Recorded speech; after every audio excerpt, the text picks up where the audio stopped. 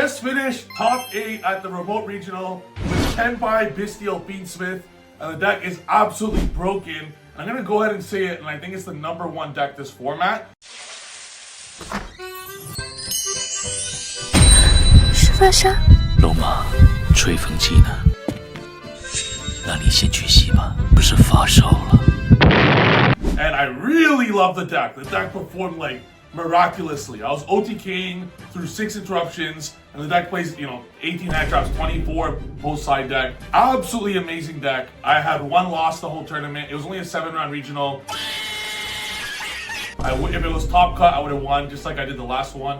So yeah, absolutely amazing deck, and I'm gonna show you guys right now everything about the deck. The results speak for themselves. Rarely lose with this deck. So without further ado, let's get into it. Before we do though, Christmas is in a few days. Merry Trifmas and happy birthday to Jesus Christ, the GOAT. And quick thing to mention, guys, the yugioh Fiendsmith Masterclass is still available. So if you guys want to learn everything about yugioh Fiendsmith, make sure to go check that out. It's 12 hours of recordings that I've already did. The next masterclass will be in about a month, so make sure to go check that out to learn everything about yugioh Fiendsmith. And in a few days for the Boxing Week sale, we're actually going to be releasing every single playmat ever on Trif Gaming on the website. It'll be back all at once. Save your calendar for that. Let's get straight to this video. We're going to explain specifically everything about this deck, the Tenpai Fiendsmith deck, how to play it, and you're no longer playing Tenpai combo. You're playing Tenpai control, but with the ability to go for OTK anytime you like. We're gonna go straight into it. Let's go. Smash the subscribe button, smash the like button, let's go. This is the deck list. As you guys can see, it's extremely clean, where we're just a 40 card deck, maxing out everything that we possibly can with 3 Pydra, 1 of each of these, and then each of the special summon cards. Set rotation and Fenrir is very powerful in this deck as well. The only problem that I have with Fenrir in this deck is that I want to start my turn off with Nibs or Bystials or Phantasmes, which are really good this format. People don't recognize how strong it is, even if it's just on Requiem, even if they chain it, so you're just drawing 1. It's replacing itself for another one of your 26 hand traps, and then it gets a free body on the field. That's a half starter for a closed moon. So it just replaces itself and gives you a free half starter for free. So I don't want my Fenrir to be conflicting with the hand traps. I have 9 hand traps to put themselves on field, but it's pretty good in the deck if you want to add. Make sure to add, don't play Pure Tenpai, guys. Pure Tenpai is so easy to telegraph and to defeat. You save your Ash for Kaimin, you just stop the second summoning, you just auto lose. But that's why you're gonna need to play cards like Bystial Lupelion, where even though the consistency of the deck got dropped via the ban list with Chandra and Kaimin, who cares? Now the deck could be used as an engine as it should be. The deck is just Seal Turbo. Imagine Dragon Link. It's Seal Turbo with Fiendsmith. Like, it's Seal Fiendsmith Turbo. My average board is Seal, Caesar, like Seal, Caesar, Trap in Graveyard with the Fiendsmith stuff, 2 hand traps, and then my Seal will be getting special like Magnamut, which will be getting Genroku. So the Seal becomes next level. So imagine Dragon Link that ended on Seal, pass, Magnamut, get Rocket Tracer. What the fuck's a Rocket Tracer gonna do when any single Tenpai is 20,000 damage? That's the way you play this deck. Super control, like Dragon Link control basically, but just an infinite better engine where you're able to play Lupelion, which is so good this format. Bystials are nuts, and Regain is on par with Fiendsmith for the grind game. Because the Regain will be summoning back the Magnamut, it'll be getting you a free draw every turn basically, and I'm maxing on the Fiendsmith engine, even 3 Tracked. Tracked is an incredible card to open. And if you ever open too many Light Fiends, it's actually fine, because I'm gonna put you guys on a really cool play right here, where let's say you open some hand like Double Engraver and Tracked as example, like you just open all Fiends, you do your combo with Track, Lurie, etc. Necro Equip, okay? If you want Necro Equip, but like let's say you already have to use the Engraver for whatever reason. Let's say you can't Necro Equip for this reason, and you end up with like 2 Light Fiends in hand, and then you go sequence. Well, if they Valor Imprint your sequence, you're gonna Valor Imprint the sequence immediately, right? At the moment they Valor Imprint your sequence, with the extra Light Fiends, you just banish the Tract from your graveyard.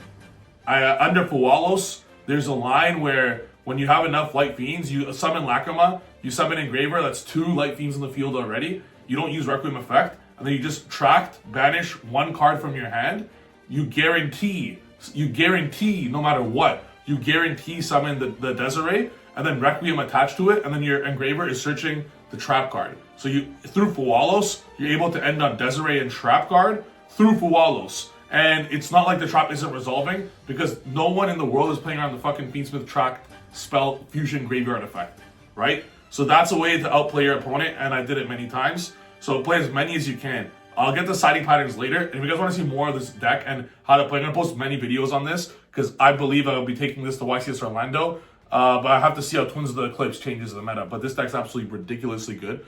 And 18 hand traps in a 40 card deck. Do you guys have any idea how crazy that is? And then you're still playing, like in any matchup, you put 6 hand traps. If it's Malice, you're putting 3 Lancey and 3 Phantasme. Perulia trades off, and Malice is like an upstart goblin essentially, but you're going to trade that for the Bestials because the Bestials aren't that good in the deck. So you have 24 hand traps against every single meta deck in a 40 card deck! In a 40 card deck! We're siding out the Regain and Paradise going second, but they're like Paradise is fine going first. And this makes it so like there's no bricks. You know how like there's Node rising across, there's Trap. In this version of the deck, there's no Fadra, I guess would be the only brick, but you just use it to make seal, so it's fine, right? And you're playing post side deck, you're cutting this engine so much where it's like 24 hand traps, 15 starters, and a Fadra. But Fadra's kind of a somewhat starter, I guess. Like you get 15 starters, 24 hand traps, and a Fadra. That's crazy consistency. Going second with 9 draw cards and 9 cards that put themselves on board. So like it's very difficult to lose when your whole like your engine is hand traps, right?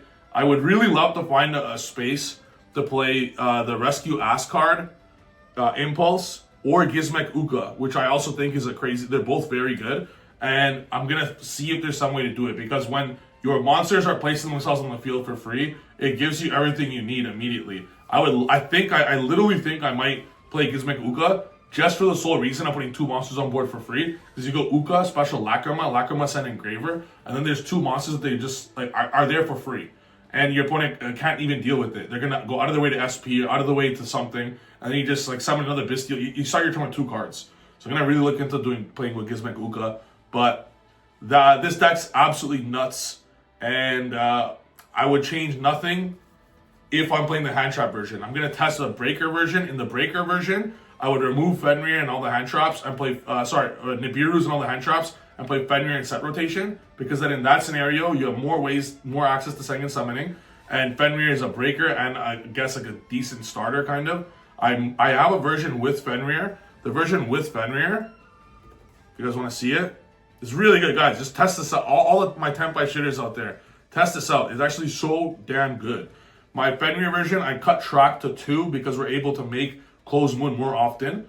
This is now more special summon ways to Tenpais, which is the best way to play Tenpai. It's the special summon version, because the deck, there's not too many normals, but if you look at the normal summons, like if you hard draw Chandra and know that Tenpais, it's a normal, Vadra's still a normal. Like the 6 plus Lacrima and Luri, that's 8 normal summons.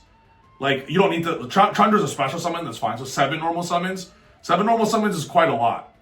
And hard drawing Vajra is fine when you open more Tenpais, because you could, like, add Genroku with Kaimin and then special the Vajra, so it's fine. But I'm not trying to draw too many Tenpais. I just want 1 Tenpai name.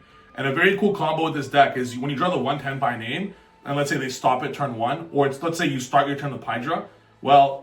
on turn 3, you're going to use Princess, like after you go sequence into Desiree, or what, you just take 3 random monsters you have, you go Princess, Special, Pydra, and you just get Kaimin or something, and then continue, and you just win and kill them. So, like, they're always available in the graveyard in a Link Climb deck. Tenpai was always played the wrong way. It was never supposed to be a shitter deck. It's just an infinite better Dragon Link control deck. Infinitely better. Like, if you guys remember the Dragon Link control deck when it was put up, you know, maybe Chaos Ruler, Seal, get some plus, and with 5 cards in hand, have like 3 hand traps, have like 5 interrupt. This is just an insanely better version of that. Next level better. If you guys want to see the Fenrir version, my Fenrir version is I'm cutting Nibiru entirely to really rely on Fenrir. I remove 1 Pydra because I don't want too many normal summons. So this will be Rights Off. And then 3 Fenrir. This is for the people. Fenrir is really good as well, by the way, guys. It's still really good. And then we're looking at something like this, where this is going to give you, it'll give you 15 hand traps, but it gives you a Fenrir on top as more to go second cards. So this is another great way to play this deck. And I will look into trying more versions of this because of how powerful this is. If you're playing the Fenrir, and I'm actually going to go ahead on stream right now that I'm going to be playing this deck on stream right now with Fenrir, because I would like to try it out. There is a unicorn version as well that I've thought of to create where it's like the thing with right soft as well, it does lose the detonator. So you need to kind of deal with the detonator first before you're Fenriring. But Fenrir is a 1 card out to detonator. And Fenrir and Unicorn serve much better when they are with board breakers, because with Droplet and Econ, it's actually insanely good. So this is my board breaker deck. And my board breaker deck is with the Fenrirs. You still have 5 ways to Fenrir. It doesn't conflict because like you're rarely gonna use these like if you have one Bestial that you start your turn with the Fenrir, you could easily get the Bestial out late. Like you closed Moon and then your Fenrir is safe, but you just don't want too many of them. And this is the line that this is one of the versions I like. The other would be 2 Unicorn, 1 Birth. With Birth as kind of like I just want as little bricks as humanly possible. But I think Fenrir is good because it serves as Lubellion serves as a breaker as well, because Lubellion gets Druid Worm, kills Detonator by itself. Like all these cards are breakers. Look at this version with Fenrir where it's like Engraver, Fenrir, and Lubellion all out Detonator by themselves. So that is a very cool that is a very cool way to play the deck. I'm gonna really test out. I'm gonna show you guys right now the version with and without the Fenrir. I just want you guys to see the 2 options. This is the deck list I took to the event. Now I'm going to show you guys some slight changes I'm going to try out, even though the deck performed incredibly. I always side out 1 Pydra because I want just 1 less normal summon name when I'm going second, because you're looking at 6 cards in your Charmies, you don't want to hand in normal summons. So I love an idea like this where it's like you have all these free special summons. We are going to cut track to 2, and we're going to put the Fenrirs. So now we have the option for Terraforming Center. We have 6 Fenrirs if we want to, but really it's like 4 Fenrirs. So that does come up. And then I'm just going to cut the hand trap count down, removing the Nibirus. Even though Nibiru is a great card, so that might make me not want to do this, but everything is worth a test. And I feel that this is still so good with like enough hand traps to still stop your opponent when you need to. However, in this version that I'm going to be showing you guys, I feel that I would like a little bit more defensive cards. So I'm going to include Talents in it as well, which is a great first or second card, and still pairs well with hand traps. And we're gonna play something that's a little with hand traps, but additionally, like not just hand traps, but breakers and hand traps at the same time. And we're gonna side them all in, because in this format, there's a lot of decks that still do something on your turn. So let's say, for example, you stop Ryzeal in its tracks with your hand traps, or you stop Ryzeal Fiendsmith, or you stop Malice, you're still going to be getting hit. Malice is probably the one bad example if it's a breaker deck. You don't know if they're going to have Bestials or not, but Ryzeal Fiendsmith will always have something. Not just the hand traps that they're guaranteed going to hit you with going second, but they'll always have either a Detonator or a Lacrima in graveyard to get the trap, no matter how much you hand trap them. So Talents and Thrust are crazy going second, because Thrust is able to search you the Talents, the track, or the terraforming to get the full engine you want. If you want Tenpais, if you want Fenrir, whatever you want, it's able to get. So in a deck like that, I do against Ryzeal Fiendsmith, I think we should be playing as many thrusts as humanly possible, because it's just that good. Even if you remove engine, because thrust equals engine. So in this version of the deck, this is how we're going to do it. We're going to put 1 Sanctum in the side deck. We're not going to play Cross the Designator. We're going to put in 1 different Dimension Ground, even though against Pure Ryzeal, you would prefer a D barrier, as I just realized in my testing group. However, I'm not going to side deck for Pure Ryzeal because that deck's just ass. And now this allows us to side basically 6 of anything. Because we're playing the Fenrirs, we don't want... Nib still might be an option, because like if you nib them for their life, it's good. But with less hand traps, Nib becomes less strong. They're able to still put up... You'll still face some Pure Ryzeal decks, or some stuff that could play around Nibiru, like the 1 Nibiru. So with not as many hand traps, I don't know if we want to play Nibiru, but it's just so good. I think I just have to, right? I think we just have to. But then it conflicts with Fenrir. So you guys see, it's a little difficult. If you get Talents, it does hurt, yes. I think we're gonna run something like this. But then there's, I don't want to main the cold. Let's play 3 Ogre. Even though Ogre and Nib, Nib's definitely better. Yes, but I'm sure you guys see the logic where if you're not able, let's say for example you're playing against Ryzeal, man, I do kind of want to I'm gonna put the Nib there, bro. Pure Ryzeal can suck it. They suck. Pure Ryzeal is literally cheeks. We're gonna put Ghost Ogre. So the reason the Ghost Ogre will be in here is just more versatile, where we can at least stop them in their tracks with not many Nibs. Like let's say you do play Pure Ryzeal and they Ash one of your Charmies, most likely you're gonna have 1 Veiler, 1 Imp, 1 Ash. Okay. even if you Charmy them, Nib sucks because when you Charmy them, you're not gonna be able to resolve Nib. So Nib does not trade off well with Charmies whatsoever, and Nib is a little bit difficult to resolve sometimes. So Ogre, even though it is, in my opinion, after these small hand traps is the next best, it's still not there yet. It still does stop the duo drive, and it's still a thing. And you're able, you can let them make Caesar, and you make duo drive, and you just Ghost Ogre the duo drive, and then the duo drive leaves the field, and they're forced to remove 2 materials from Caesar. So you just outed Caesar, and you just outed duo drive, Rising Across stuff, and it does resolve, but then they end on like such a baby board that like you could just out it after that. So Ogre's fine. We could have also moved the Ghost Ogre for Droplets, which is another great card, but I still feel like with Thrust and Talents, I don't want more breakers. Like with Thrust and Talents, they're almost combo pieces. They serve as breakers, but I would rather side out as much as engine as humanly possible. Have Thrust or Talents search my terraforming or track that I need, or my Talents if I need a breaker. So this is going to be the new version, and one last change here. We're going to be removing Agnumde, and we're going to be moving Trident Dragon.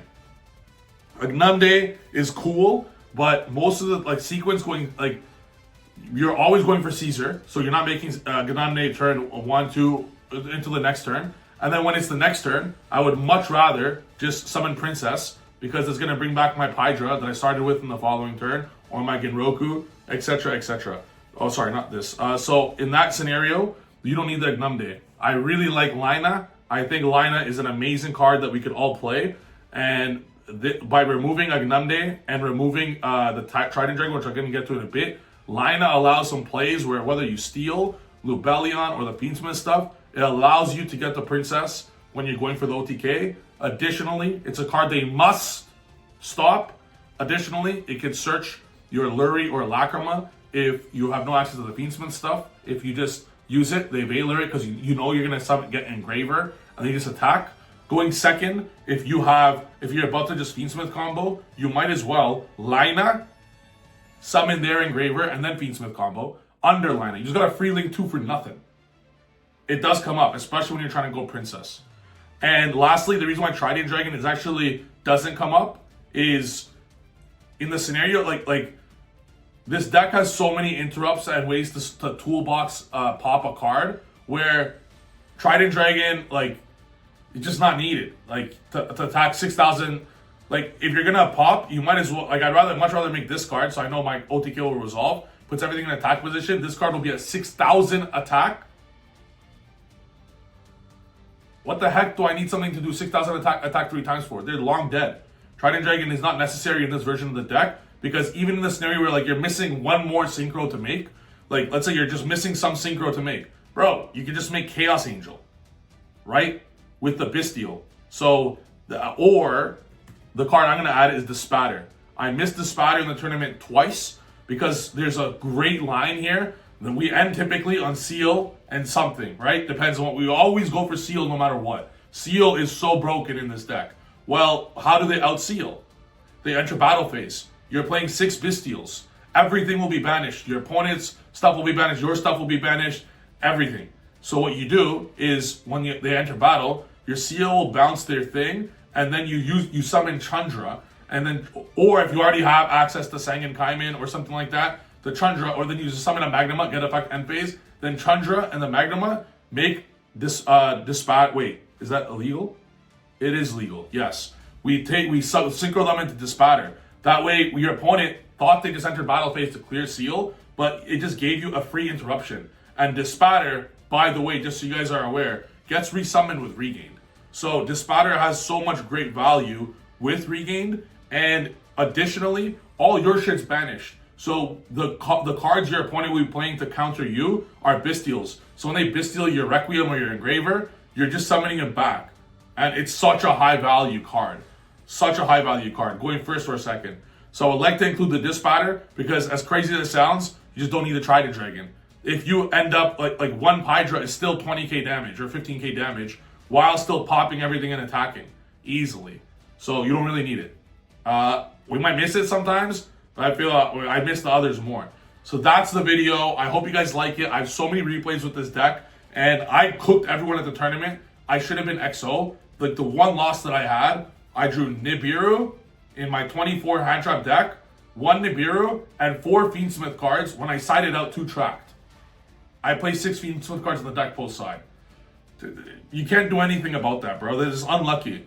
And that's just the game. And then I lost in time. That was how I lost game 2 in that matchup as Rise of Fiendsmith against a player I'm much better. There's no one I played that was remotely on my level. Respectfully to everyone, they all played great.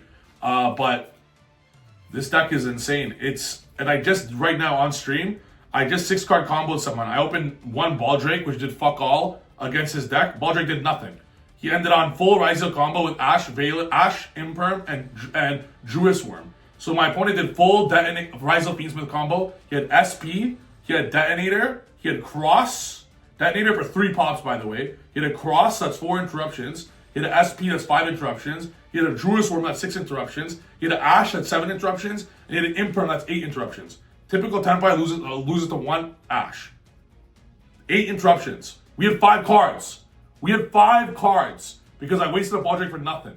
And he had Lacrima Engrave as well that I played around. He ended up drawing the trap, but I played around it because it was not going to do shit to my second summoning. And I Tenpai'd his ass, bro. I just played every card. My last card activated with 1 card in my hand when I baited everything I cared about. I baited Ash. I baited everything beautifully, which this deck does with Moon of the Close Heaven. I just immediately go second summoning. Add Hydra, win the game. Or add Chandra, win the game. Without Trident Dragon. So that's the video. Hope you guys like it. I might take this to the YCS. We'll see. This is the second version of the deck. The first one's the other one. I'll see you guys in the next video. Peace.